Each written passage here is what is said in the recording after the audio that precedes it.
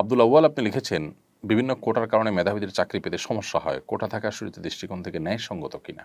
দেখুন, কোনো পিছিয়ে পড়ে থাকা জনগোষ্ঠীকে এগিয়ে নেয়ার জন্য যৌক্তিক এবং গ্রহণযোগ্য পর্যায়ের যদি কোটা থাকে, অথবা দেশের মানুষের প্রতি, জাতির প্রতি, জাতীয় ক্ষেত্রে কোনো অবদান কেউ রেখেছে, এরকম কারোর অবদানের স্বীকৃতিস্বরূপ তাদেরকে যদি কোনো সুযোগ সুবিধা দেওয়া হয়, রাষ্ট্র বা সরকার দেয়, সেটা যৌক্তিক কারণে দিলে এবং সেটা রাজনৈতিক কোনো উদ্দেশ্য ছাড়া বাস্তবতার ভিত্তিতে যদি দেওয়া হয়, তো সেটা শরীয়ত দৃষ্টিকোণ থেকে নাজায়েজ হওয়ার কোনো কারণ নেই। বাট সেটা যদি অযৌক্তিক কারণে দেওয়া হয় অথবা অযৌক্তিক রেশিওতে দেওয়া হয়, তাহলে সেটা অবশ্যই অন্যায্য হবে এবং জুলুমে পর্যবসিত হবে। বিশেষ করে যে সমস্ত জায়গায় আসলে মেধার ক্ষেত্রে ছাড় দেওয়া উচিত নয়, যেখানে আসলে মেধাই সব কিছুর উপরে প্রায়োরিটি পাওয়া উচিত, না হলে জাতি ক্ষতিগ্রস্ত হবে, মানুষ ক্ষতিগ্রস্ত হবে, বিভিন্নভাবে আমাদের স্বার্থ ক্ষুণ্ণ হবে জাতির। সেরকম জায়গাতে বিশেষ করে এই ধরনের ফ্যাসিলিটিস যদি থাকে, কোটার ফ্যাসিলিটিস বা কোটার সুযোগ, তাহলে সেক্ষেত্রে এখান থেকে জাতি ক্ষতিগ্রস্ত হতে পারে, এরকম কোনো সিদ্ধান্ত নেওয়ার মতো ব্যাপার হলে সেটিতে অবশ্যই অন্যায় হবে। এগুলো আসলে পরিস্থিতি এবং ডিমান্ড, প্রয়োজন এবং আমাদের সাধ্য, এসব কিছুকে সমন্বয় করে এগুলো করতে হবে। এগুলোর ক্ষেত্রে রাজনৈতিক উদ্দেশ্য, ভোটের রাজনীতিকে মাথায় রেখে করলে অথবা অন্য কোনো কারণে করলে, অথবা যে কোনো কারণেই হোক না কেন, তাতে জাতীয়ভাবে আমরা ক্ষতিগ্রস্ত হলে সেরকম সিদ্ধান্ত যদি নেওয়া হয়, সেটা অবশ্যই ভুল হবে এবং অন্যায় হবে। অনেক সময় দেখা যায় যে আমরা এই জাতীয় কোটার কারণে নানামুখী বিপত্তির মুখে পড়ি। মেয়েদের জন্য যে কোটার ব্যবস্থা রাখা হয়েছে এবং বিভিন্ন সেক্টরে তাদের জন্য বিশেষ বিশেষ কোটা, বিশেষ করে নার্সিংয়ের কাজে মেয়েদের কোটা অনেক বেশি ছেলেদের তুলনায়, এরকম আর অনেক জায়গা আছে। তো এই যে কোটা, এই কোটাগুলো বেশিরভাগ ক্ষেত্রে যে সমস্যা তৈরি করে তা হলো ছেলেরা, যুবক ছেলেরা তারা বেকারত্বের হার তাদের মধ্যে বাড়তে থাকে।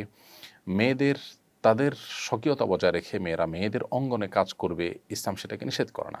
একজন মুসলমান হিসাবে আমরা কেউ সেটাকে ডিনাই করি না। একজন মেয়ে, নারীদের যে সমস্ত সার্ভিসের ব্যাপার থাকবে সেগুলো একজন মেয়ে দিবেন, সেটাই কাঙ্ক্ষিত। অতএব তিনি সেই জায়গাতে কাজ করবেন, করতে পারেন। কিন্তু তাকে ছেলেদের সাথে যদি মিশিয়ে ফেলা হয় বা যেখানে ছেলেরা কাজ করতে পারে সেখানে ছেলেদের তুলনায় তাদেরকে যদি প্রায়োরিটি দেওয়া হয়, তাহলে সেটা কি হবে? তার ফলশ্রুতিতে যা হওয়ার তা হচ্ছে, সমাজ আমরা দেখতে পাচ্ছি। কোটার ক্ষেত্রে বিশেষ করে এই জাতীয় সমস্যা বা সংকট যদি সৃষ্টি করে, সেটা অবশ্যই অযৌক্তিক হবে, অন্যায্য হবে। এজন্য এটা ভ্যারি করবে যে পরিস্থিতিটা কি, কতটুকু রাখা হলো, অনেক বেশি রাখা হলো কিনা, তাতে আমাদের মেধাবীদেরকে কাজে কর্মে লাগতে নিরুৎসাহিত করা হয় কিনা, মেধাবীরা দেশ ছেড়ে বিদেশে চলে যায় কিনা, মেধাহীন লোকরা চলে এসে আমাদের জাতীয় সেক্টরে সমস্যা তৈরি করে কিনা, এই বিষয়গুলো খুবই গুরুত্বপূর্ণ। অতএব সেগুলোকে মাথায় রাখা দরকার। পশ্চিমারা বিভিন্ন লোন, সুযোগ সুবিধা দিতে গিয়ে আমাদের দেশে যারা যখন ক্ষমতা থাকে, সরকারকে চাপ দিয়ে এই সমস্ত কোটাগুলো, বিভিন্ন কোটা তারা তাদের মতো করে আদায় করে নেয়।